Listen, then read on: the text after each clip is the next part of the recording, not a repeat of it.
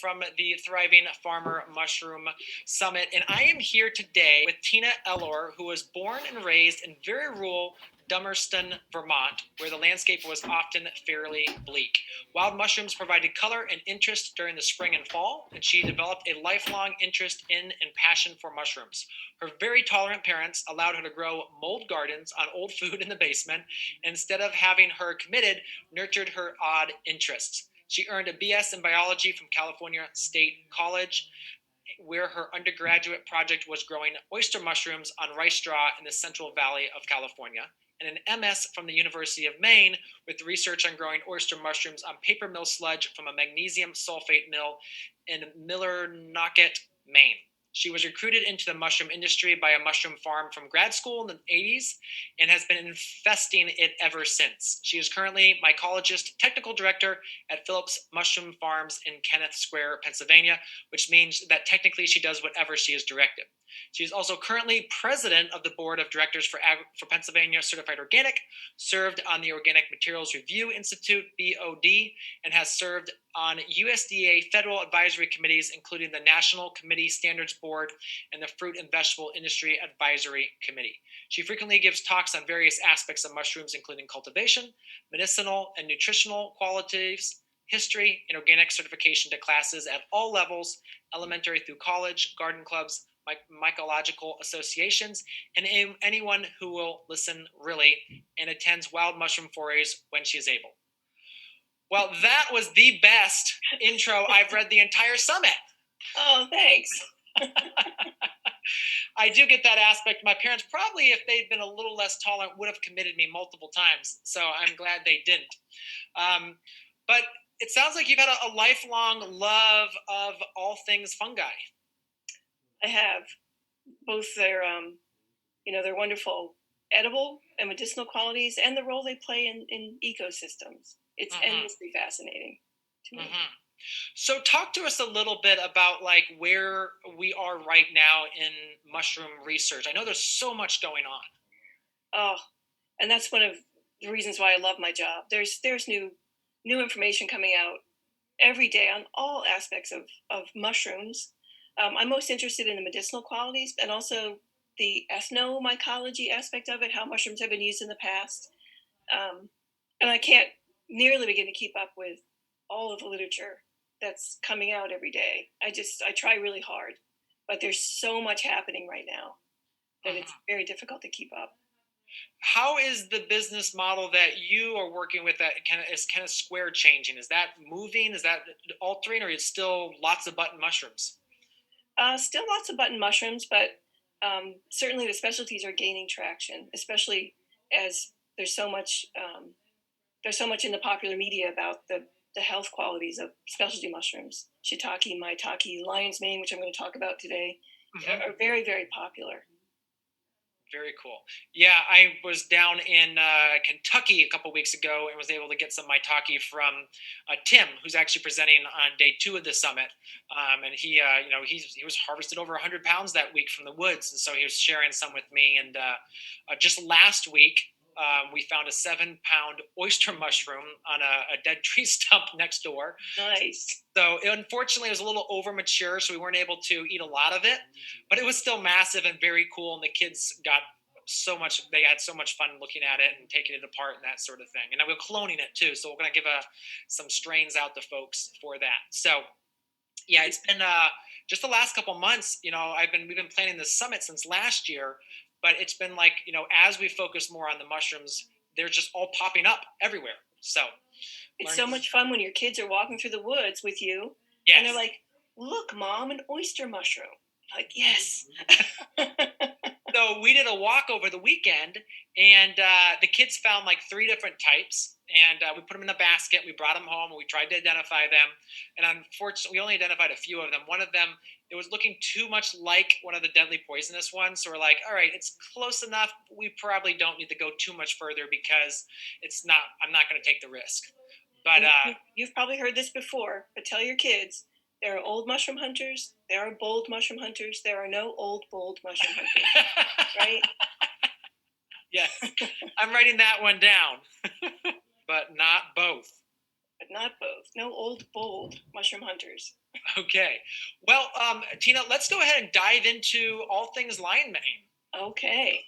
Now, Tina, why don't you give us a quick bit on Phillips Mushroom Farms? Because you're one of the largest, not the largest mushroom farm in the US, if not the world. Well, we are a large farm, not the largest, even in the U.S. We used to be considered the largest producer of specialty mushrooms in Okay. North America, and that still might be true. But we've expanded all of our mushroom business. We got out of white button mushrooms for many years. We've since gone back into those, and we have facilities in Maryland, and we're putting up another facility here locally. But we also grow oyster mushrooms, maitake mushrooms, lion's mane mushrooms or pom pom, royal trumpet, Hmm. How many lemon different? oysters. So just a whole variety of specialty mushrooms. Yeah. How many square feet do you have under in production? I should have that number, but I just don't have that number. But it's a lot. a lot, a lot. Yeah, Yeah. for sure. Cool. All right. So what I'm going to talk about today is actually my favorite mushroom. My favorite mushroom medicinally, and I'll explain more about why that is later. It has to do with my demographic. Older woman going through stuff. And also, it's a delicious mushroom. Once I learned what to do with it, and I'll talk more about that at the end of the talk as well. This is one that we eat often. So what I'm going to talk about today, I'll start with an introduction. Then I'm going to talk about the nutritional and medicinal qualities of lion's mane. I'll talk a little bit about cultivation, and then about, of course, my favorite part, consumption. So somehow, a couple years ago, I got on the raves and faves list of recommended speakers for the Garden Club of America. So for a while there, like once or twice a week, I was going around, this part of the country talking to garden clubs about mushrooms, and they would just get really excited. This is the talk that I give commonly: culinary medicinal mushrooms, an introduction, and I have grow them, eat them, tell all your friends. I mean, it's a very popular talk, and I get requests for it all the time. And so I get three common responses to this talk. How did we not know this? People really know that mushrooms are good for them, but they're not really quite sure why. So after I give this talk, they're like, how did we not know that? Everyone should know that. I'm like, they'll tell all your friends and nag your grocery store to get these varieties in. Nag your produce manager. If you don't see what you want, nag your produce manager. Where do we get some? So, we go all over the US with these mushrooms. There's no reason why you can't get them in your local grocery store. And of course, I get a bunch of medical questions that I'm not qualified to answer all the time. But it gets a great response. People always want to know more. So, what's the main demographic of the Garden Club of America? This happens to be a picture of me, and that is the main demographic is women, in their middle age to older. So that's the demographic that I'm talking to, and they're also tend to be the main shoppers for their families. Mhm. The mushroom that attracts the most interest out of that talk that I give, drum roll please, is Hericium erinaceus, otherwise known as pom pom, lion's mane, monkey's head, bear's head, old man's beard, hedgehog mushroom, satyr's beard, Yamabushitaki, Hutu, etc. It's got a lot of different common names. I prefer to use the Latin names a lot because some common names are shared amongst different mushrooms. So just to be clear, I'll be referring to it as pom pom and lion's mane for the purpose of this talk, though. So this is the mushroom that people buy, either fresh, powdered, or in capsules. And we have a store with a little conference area where I give this talk quite a lot, so people can go to the store then and buy mushrooms. And when they run out, they notice a difference and they come back for more. And this is what happened to me. Once I started delving into the medicinal mushroom literature, I thought, I have brain fog. I'm not always thinking clearly. I have bad locational memory. And so I started eating more lion's mane, and then I started taking a supplement. And I didn't know if it was making a difference, but once I stopped taking it and eating it, I did see a very big difference, especially in verbal and locational memory. That's how it worked for me. I've had a lot of feedback from people who have neurasthenia or nerve pain, either from cancer treatments or from bad circulation or diabetes. They find that this mushroom makes a big difference to them as well. So, and I'll be talking more about that a little bit later. So I have some disclaimer slides. So here's what I am. I'm a mycologist by training. I'm technical director at Phillips Mushroom Farms, which, as you noted, means I just do whatever I'm directed, which could be anything, makes my job a lot of fun. And I am a self-avowed mushroom geek. So here's what I'm not. This is the disclaimer. I'm not a doctor, a pharmacist, any sort of medical professional. I'm not an academic. I'm not a chemist. I'm just a mushroom geek. So I'm not a mushroom geek because I work on a mushroom farm. I work on a mushroom farm because I'm a mushroom geek. And I bet there's a lot more people out there who would probably say the same thing. So I love this slide. This is from John Donahue of Northwest Mycological Associates. He's a consultant who's been working in the mushroom industry for many years.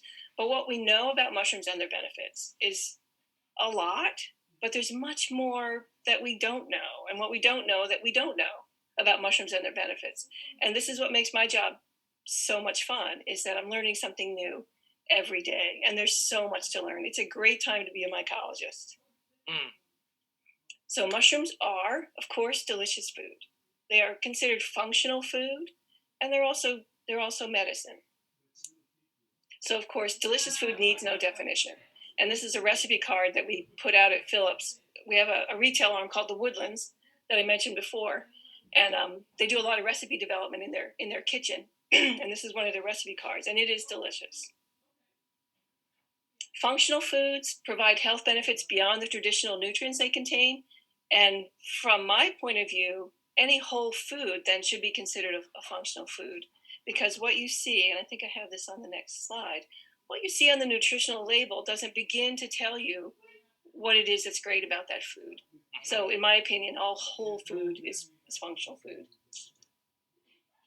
So who hasn't heard this? Let food be thy medicine and medicine be thy food. And when I look at that, I think two things. Well, that's true. And also, I'm over medicated. Yes.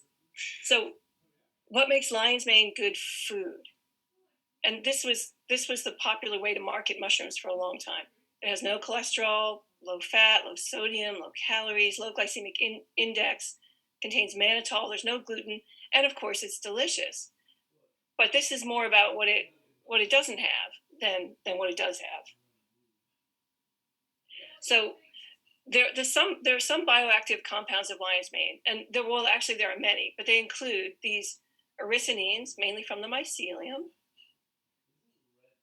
hericins, steroids, alkaloids, lactones, and hericinones, which are only from the fruiting body. So often when you get a supplement, it will say from mycelium and from the fruiting body, and then you get the full spectrum.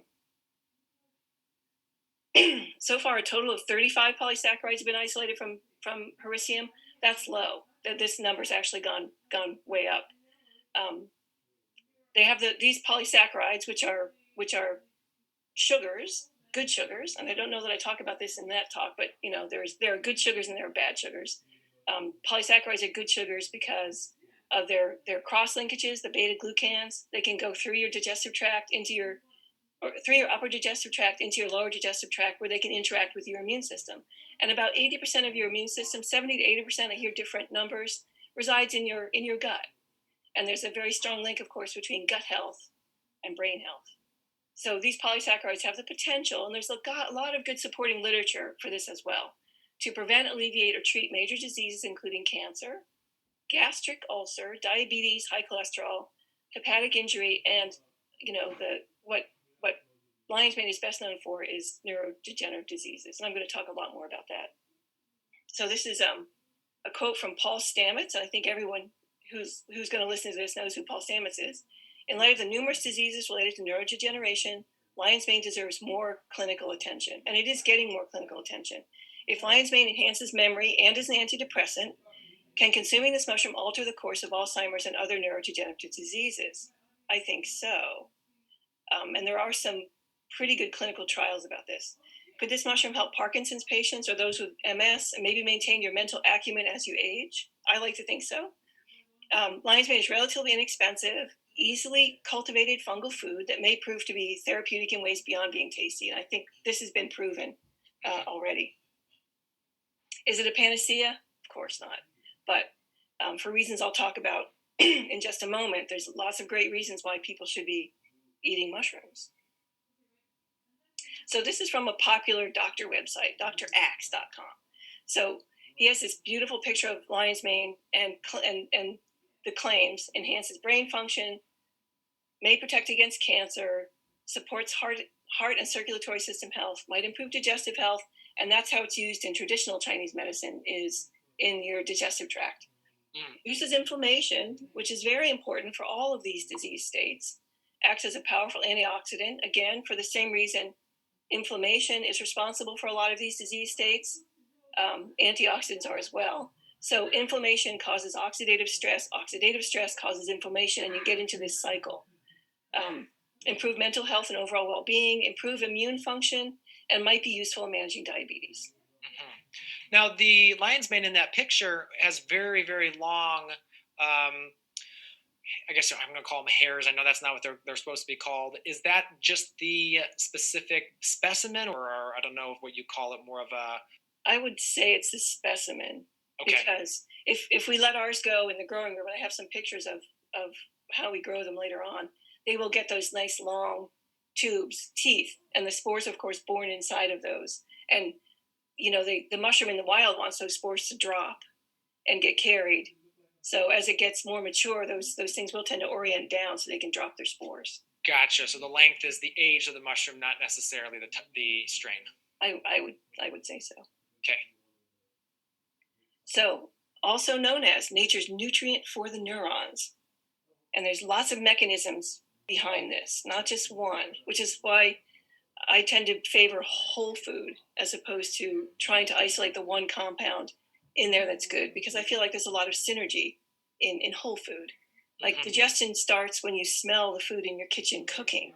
You start to put out digestive chemicals and enzymes and stuff, and then all the way through your digestive tract, you get different things from whole food. So lion's mane is a triple threat, at least more than a triple threat, against neurodegeneration because of these hericinones, and I have trouble with this word, erinacines, ergothioneine, which I'm going to talk quite a lot about in a minute, and this dilinoleophosphatidylethanol-amine. And don't be intimidated by the long word. It's one of the most common cellular phospholipids in our body. So I can pronounce that, but I can't handle ericinines. I don't know. I can't handle any of them. So these hericinones and erinacines have been found to induce synthesis of nerve growth factor.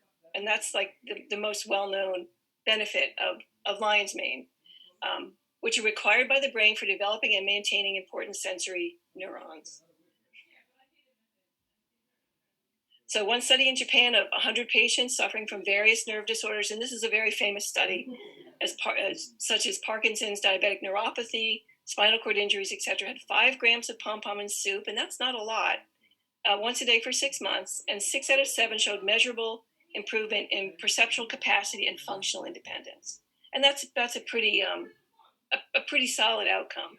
And I don't know that I mentioned this later, so I'm going to mention it now. They did find that I think it was 6 weeks or so after the trial stopped, the patient started to lose ground again.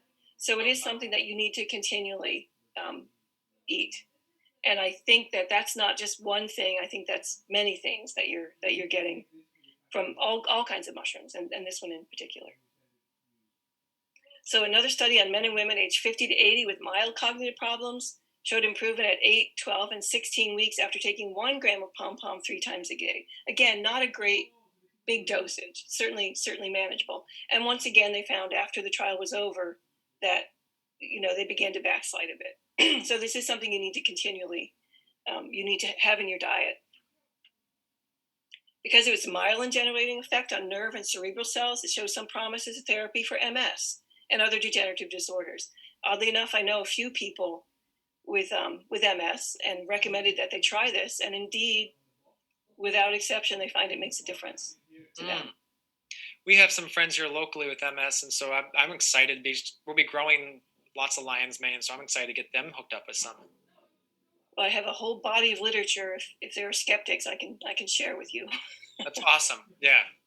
2000, this is one of my favorites, and this is kind of why I started taking it, because as a middle-aged woman, and this would be probably, I don't know, 7 or 8 years ago, I came across this paper, a 2010 human trial of 30 women looked at Hericium baked in cookies versus placebo cookies. So, it's not just the cookies that are making you happy. Yep. Although cookies make me happy. And how it may affect menopause, depression, sleep quality, and my favorite, and my husband's favorite, indefinite complaints. These are all indexes that you can actually measure. Yeah. So looking at the following scales: the Cooperman Menopausal Index, the Center for Epidemiological Studies Depression Scale, the Pittsburgh Sleep Quality Index, and this Indefinite Complaints Index. Indefinite complaints and depression scores were significantly lower than at the start of the trial. Concentration, irritated, and anxious tended to be lower than the placebo group as well. But what was most astounding to me was that mind fog that often comes with this time of life was completely eliminated. Mm-hmm. Which brings me to this very important substance, amino acids, that's been in the news a lot lately. I don't know if you've come across it, ergothioneine. It's possibly a new vitamin, although I think they've decided it doesn't fit the traditional definition for a new vitamin, because a shortage doesn't give you sort of an abrupt change in health for the worst. It's more like a long term, if you don't have enough of it, which I'm going to talk about in a little while, definitely has an ill effect, but everybody needs it. We and every mammal has a special transport system just for ergothioneine. So in every cell of every mammal and every cell membrane, there's a pump that takes ergothioneine from our food to the interior of our cells, which made us realize it has to be something really important. But until fairly recently, we weren't sure what it was doing. And I can't talk about ergothioneine without talking about glutathione, which is one of the most important antioxidants inside of your cell. And you can take it as a supplement, or you can just eat mushrooms. So here's some dietary sources of ergothioneine. And this is from Dr. Bob Beelman, and I use his slides a lot. He's head of the Center for Excellence for Plant and Mushroom Nutrition at Penn State. He's a retired professor. He's done a lot of great work on mushrooms in general, vitamin D in mushrooms, and now on ergothioneine. So this has not been published. This is something he told me personally. So lion's mane is very high in ergothioneine. Gray oyster mushrooms, very high. Yellow oysters are even a little bit higher. Shiitakes are a good source of ergothioneine. White button mushrooms, although lower than the others, are still a good set. And then the next one down, chicken liver, oat bran, black bean, and red kidney bean all have a little bit. I just had a conversation with Dr. Beelman yesterday, because he just published another paper on ergothioneine, and he's working with the Rodale Institute on regenerative agriculture and no-till agriculture and content of ergothioneine in food. So ergothioneine, of course, comes from the fungal networks in the soil. The plants pick it up, and then we get the benefit of that. Well, we pretty much trashed our agricultural soils, right? So we know that Roundup is a pretty severe antibiotic, and it's killing off the life in the soil, killing off the fungal networks. Tilling the soil disrupts the fungal networks. So we're getting a lot less ergothioneine. And he gave me some numbers, which I took notes on, if I don't have them in my hand, that he found some old references to blood ergothioneine from people in the early 30s. And their blood levels of ergothioneine are 7 to 8 times greater than current average levels of ergothioneine. So they've done some good work with the Rodale Institute on oats, corn, and soy in no-till and the level of ergothioneine. And in fact, I think the number he gave me was, in no-till soil, you get 25% more ergothioneine in your food. So it's another, good link between healthy soil, healthy people. So here's something, he mined some data from the UN, I believe. So estimated average ergothioneine consumption, and again, this is Dr. Beelman's slide. In Italy, they're getting a lot of ergothioneine, and one good reason for that is that they eat a lot of porcini mushrooms. And as far as I know, porcinis have the most ergothioneine of any mushroom that's been tested so far. So I know about these other mushrooms because I go see Dr. Beelman when I'm in Penn State, and I always bring a big box of mushrooms. And the first time I did that, I brought all the mushrooms we grow in a beautiful presentation box, and I was going to have dinner with him. And I thought maybe we'd have some mushrooms for dinner, but no, he whipped that box out of my hands and put it in his basement refrigerator and tested them for ergothioneine the next day. So that's where I get my ergothioneine numbers. Ireland also has good fungal networks in the soil because of their climate and their, the way they're situated. So they have a lot of ergothioneine. France, fairly high. Mushrooms are a big part of their diet. That's way down there. So he put this against Alzheimer's and dementia, and there's a fairly strong correlation. And this paper that he just published, I think I have a snapshot of it later on in the talk, goes further into this. So there is a fairly strong correlation, not causation, but correlation between low blood ergothioneine and Alzheimer's and dementia rates. The same is true for Parkinson's, and this has been known a long time. And generally, life expectancy versus ergothioneine consumption. And so when we were talking yesterday about this, this might be a substance that we as a population just aren't getting enough of, and it has a lot of pretty severe consequences. So glutathione is that very interesting, very small molecule that's produced by the body, and we also get it from our food, that's found in every cell. It's the body's most important antioxidant because it's within the cell. And that's important for us to know, because what ergothioneine is doing is keeping glutathione stable. If you don't have enough ergothioneine in your blood, it's going to the place in your body of most need. So if you have any disease state at all, any kind of inflammation, disease states, cancer, high cholesterol, any of those disease states that we touched on before, it will go to those parts of your body, leaving your brain and other vital organs unprotected. Now, ergothioneine, I think, resides in your body for about a month. So you need to, again, have this, pretty constant supply of ergothioneine to keep that glutathione stable. This paper was just published, I believe, does me no good to point it on my screen, in the 8th of October, 2020. So this is hot off the press. Is ergothioneine a longevity vitamin limited in American diets? And this is a public access paper so that anyone can pull it up and read it. And it's a very good read, very interesting. And that brings me to phosphatidylserine. And I'm sure a lot of you are familiar with Robert Rogers, one of my favorite people to read. I came upon this cryptic reference in the Fungal Pharmacy about phosphatidylserine. So, and this was the quote: horse mushrooms have one of the highest concentrations of phosphatidylserine, a chemical that boosts brain function of any mushroom, making it of likely interest to formulators. Now, I just found that interesting because I'm always interested in brain function and maintaining, good clarity. And too many of the older people I know, I've seen them, I've lost them to dementia. It's just terrifying. So phosphatidylserine, of course, you can get it in a pill. So, and then again, this is from Dr. Axe's website. So the 6 benefits of phosphatidylserine are may improve symptoms of Alzheimer's, aids in the slowdown of age-related cognitive decline, combats depression, improves Parkinson's disease symptoms, treats ADHD, and boosts athletic performance. Another good reason, and been able to find very little information on phosphatidylserine content in other kinds of mushrooms, but there are a lot of very closely related compounds to phosphatidylserine in other mushrooms, and in particular in lion's mane.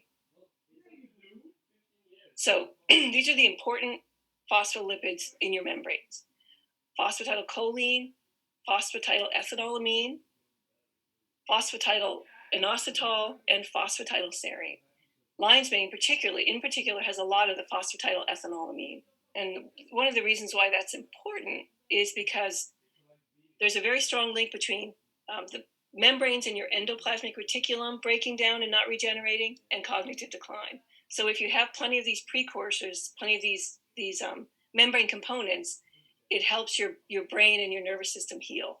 So this dialinoleum phosphatidylethanolamine, say that 3 times quick, from Hericium arenaceus protects against endoplasmic reticulum stress-dependent neuro-2A cell death via this protein kinase pathway. I'm not going to get into the weeds on that, but suffice it to say, it's another important reason why that this mushroom is good for your brain. So this phosphatidylethanol is the second most abundant phospholipid in the cells of mammals. We can't synthesize ethanolamine, and this is obtained from the diet, and mushrooms are a good place to get it. So here are a few more benefits of eating lion's mane. By no means a complete list. I'm going to just whip through this because I feel like I'm taking up more than my fair share of time.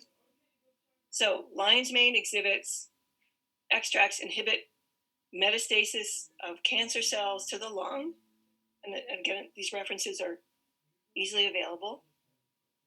In one study conducted in rats, this water extract was able to promote neuronal regrowth after crushing injury. So it seems safe to say that if you have any kind of crushing injury or head injury, that you should probably get some lion's mane on board. Positive effect of ethanol extracts of Hericium erinaceus on diabetic neuropathic pain in rats. And again, anecdotally, I've heard from so many people that lion's mane really helps with neuropathy. Lion's mane is associated with increasing the rate of repair of flesh wounds when the water extract is applied to the wound. Lion's mane appears to be PPAR alpha agonists, which may contribute to fat burning properties. That's always a benefit. So an analog of the hericinones has been implicated in preserving neurons from death induced by endoplasmic reticulum stress, which we already talked about. Here's a wild lion's mane. My sister and I are section hiking the Long Trail from Massachusetts to Canada. And This is a wild lion's mane we found on the trail a couple years ago. So now I'm going to whip into cultivation. So these lion's mane totems, this is from Field and Forest Products. Oh, actually, this photo is from Gary Linkoff. Okay. But I've also had the same photographs from Field and Forest Products. So he builds these totems. So, you slice up, I think this is maple, layer the spawn between the cuts, and then you can grow lion's mane out. It's a very easy, low-tech way to just have like a little mushroom garden in your woods. So this photograph is from Field and Forest Products. So a quick peruse of the literature, and there's a lot of literature on this, suggests that lion's mane will grow on any number of substrates. And this is a fairly easy mushroom to grow. Not quite as easy as oyster mushroom, but pretty easy. Corn cob, beech sawdust and cornmeal, flax sheaves, rice straw, cocoa husk, sawdust and wheat straw, sunflower seed hulls. But I'm sure that there's many more lignocellulosic waste that this thing will like to grow on. So this is how we do it at Phillips, and you can see we have these long sort of greenhouses and lots of happy pom-pom mushrooms. So that right there, you said it's a greenhouse? Yeah, it's just a modified greenhouse, essentially. Now, do you insulate those at all, or how do you keep the temperatures cooler in the summer? They are insulated, yes. You can see that we have plastic with a layer of insulation and then plastic again on top. So we grow all of these mushrooms on exactly the same substrate. So this is no longer true of shiitake, but we used to grow shiitake on the same substrate as well. So we grow lion's mane, shiitake, royal trumpet, maitake, piopini, and Demiko, all on the same substrate. Wow. Red oak sawdust, northern Appalachian red oak sawdust, more precisely. And you've found that very specific area gives you the best yields. Yes, and it's also a very consistent raw material. Okay. So we can go to the same mills year after year after year, know that their sawdust is clean because we can't have any petroleum or any chemical contamination. It has to be really good, clean sawdust. They handle it separately for us. So it's just a really good, consistent raw material. Corncob meal, millet, wheat bran. And we have these giant mixers. And actually, we don't use these anymore, but we used them up till very recently. So it's just a modified cement mixer. We load all our stuff in there, our water, mix it up, and then unload it. I think I have a picture of this. So it loads into these machines, which are essentially steam tables. So there's just live steam coming. It's not a sterilized process. It's a heat-treated process. We have 2 of them running at any one time. So heat treatment at 212 for about 8 hours. Okay. And then we make our own spawn on site. So the bags are inoculated. We have a conveyor and a hopper, so we can convey the substrate out of those steam tables. We have a hopper that automatically adds a spawn, an auger, adds a spawn as it unloads. It's pre-mixed, and we bag it out and seal the bags, and off they go. So that's what they look like when they're first inoculated. And then you can see they start to grow out. Spawn run 10 to 12 days. So we poke 8 holes in each bag, and the mushrooms are ready in about a week. Now, we found years ago, I think I probably have a slide of this, is that was a sweet spot. If you poke more holes, you get smaller mushrooms and more yield. Poke fewer holes, you get bigger mushrooms and lower yield. So 8 holes was the sweet spot for us. But everyone's going to have their own surface to volume ratio, and they'll do that calculation. And are you running a 12-pound bag or a 10-pound bag? It's about a 6-pound bag. Okay, so you're running small bags. Okay. Yeah. So if I'm running 10-pound bags, I might want to do 12 holes. Depending on what your diameter is. Okay. Too. So your surface to volume ratio. Okay, cool. So why 8 holes? Because we, research really decades ago that turned out to be the sweet spot. So cultivation recap: sawdust, millet, wheat bran, corncob meal. But there's lots of things that are going to work for this. So whatever you have locally, and that matches up with your culture, I think that there's an infinite number of factors here, that you can combine to be successful. Moisture, plus or minus 54%. We do a heat treatment, inoculate in bags, spawn run 10 to 12 days, 8 holes per bag, and then we start to pick about a week later. And nothing makes me happier than going in and getting some of these and bringing them home for dinner. They're so good. Okay, and so you're picking a week later. So how flexible is the pick date? Do you have to be right at day 7? Can it be right at day 9? How long do they sit before they start to go bad? We actually stagger it, so they don't all mature at the same time. So we do pick daily, and we just try to get them before they get too shaggy, because they don't keep as well. And also, I've heard from people that if you store these things too long or they get too old, they're bitter. But I've never experienced that myself, but I did hear that from quite a few people. So how to get more pom-pom at Lion's Mane into your life? You could do this. There's lots of supplements out there, and there's some pretty good review sites. I wouldn't believe Amazon reviews, because I think a lot of those are paid. But if you go out into the internet, you can get some really good reviews of these. There's always a controversy whether you want mushrooms or mycelium. With Lion's Mane, because of what we talked about before, you want to get a combination. So how are they putting the mycelium in there? Are they, because obviously usually mycelium runs on some sort of spawn or some sort of substrate. How are they extracting that mycelium? Right. So if it's grown on grain, then essentially the grain just gets ground up, and so you have a lot of grain along with the mycelium. Or it could be grown in liquid culture and spray dried. I'm not sure if people are actually doing that or not. But I prefer the mushroom. And there is a lot of good evidence that mushrooms, the mushroom part, and this is true for most mushrooms, have far more quantity and variety of those important polysaccharides than the mycelium does. Gotcha. So this is our retail arm, and they do a lot of recipe development. There's this pom-pom bake, which is really delicious, and it makes a wonderful faux crab dip on crackers or nice crusty bread. Well, that sounds delicious. There's pom-pom mushroom crostini, also delicious. Pom-pom lobster roll, and again, I found the best way to prepare pom-pom is to use it like seafood. And actually, it was Gary Linkoff who shared his recipe with me. I used to stay in a house with him every couple of years, and we'd go out and do some forays. He would put the pom-poms in a frying pan with a little bit of butter, a little bit of olive oil, some shallots, saute them, and then at the end, sprinkle a little bit of lemon juice on there. And that does just give it this wonderful seafood texture and flavor. And then you can use that any way you would use crab meat or lobster meat. Very cool. Pom-pom crab cakes. And I think all of these recipes are probably on the Woodlands at Phillips website, if anyone. Okay. Pom-pom crab chowder. Nice. Pom-pom stuffed portobello with roasted tomato sauce. You got to try this. It So a is mushroom so instead of a good. mushroom. I also do a vegan version of this, which is delicious. Garlic royal pom pom on toast with sage. Is anybody hungry? Oh, I like them this way. And you can see I've got some royal trumpet in there as well. yep. Put them on a piece of parchment paper on a cookie sheet, paint them with some olive oil and whatever seasoning you like, bake them till they're crisp, and they just make a wonderful sort of chip, little hors d'oeuvre. So good. Lion's mane chips.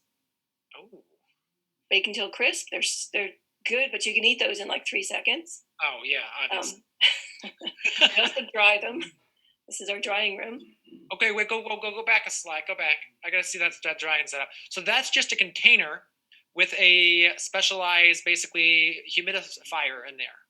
Well, this is actually we adapted a phase 2 compost tunnel into a drying room. So you can see there's holes in the floor, in the concrete floor, and that's bringing warm air up in, and then we're moving air around, circulating it with a fan.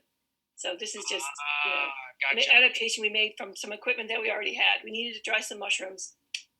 Gotcha. That's what we did. Very cool. I make sourdough bread. Yep. Like a couple times a week. You can substitute mushroom powder for part of your flour. And it's still I thought that it being a little bit antimicrobial would knock back the sourdough culture. Sourdough culture loves it, and it makes really nice, moist mushroom bread. Interesting. So Some yeah, experiments I ran in my kitchen. Yeah, we have a local family here that we trade greens and vegetables for. She does a 24-hour fermented sourdough bread, and as soon as we have some mushroom powder, we'll give her some to try that. Yeah, I've got some actually in my oven raising right now. Very fermenting. It's just so good. Oh. And then I've done some experiments with different ways to dry, powder, and extract. So I have a pretty good food dryer. So I dry them raw and grind them up, okay. or I put them in the food processor with just a tiny bit of water, and then spread them out on a silicone sheet and dry them that way, and then powder them. Okay. So that makes an interesting, like granular, dried raw, dried cooked. And you really get more out of mushrooms if you cook them because of that chitin cell wall. I think people probably know that. So, I wanted to be able to have dried, cooked powder to use. And I make extracts and give them to my friends. Very cool. So lion's mane mushrooms, easy to grow, good for your brain, delicious. Well, end of my presentation. Wow, that was fabulous, Miss Mushroom. That is so cool. Yeah. Miss Mushroom used to be a big deal here in Kennett Square. I bet a long time ago. Yes, I bet so. So, Tina, that was fabulous. I learned way more about lion's mane. So, my wife has been pushing on me to go for some lion's mane and I think she actually slips some into my coffee every morning. I don't know. She has this concoction she sticks in my coffee.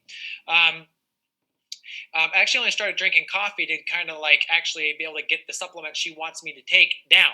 So, and now I'm addicted to it, which is not good. Yeah, me too. But this was so now I'm actually learning why she's been trying to get me to take all these lion's mane, and it's fascinating research. My family history, we've got dementia, we've got diabetes, we got Alzheimer's in there. And I'm just thinking back to my grandparents who I know suffered from this. And I wish we had been able to know this to be able to give them the lion's mane, because I'm sure that would have really helped them.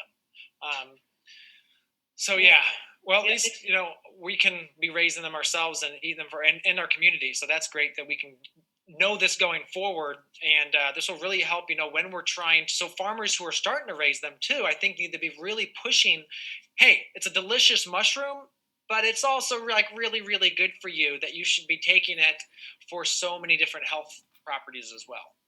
Absolutely. Yeah. And as I said, I had older relatives who I lost to dementia, and it's heartbreaking. Mm-hmm. I don't want to go that way.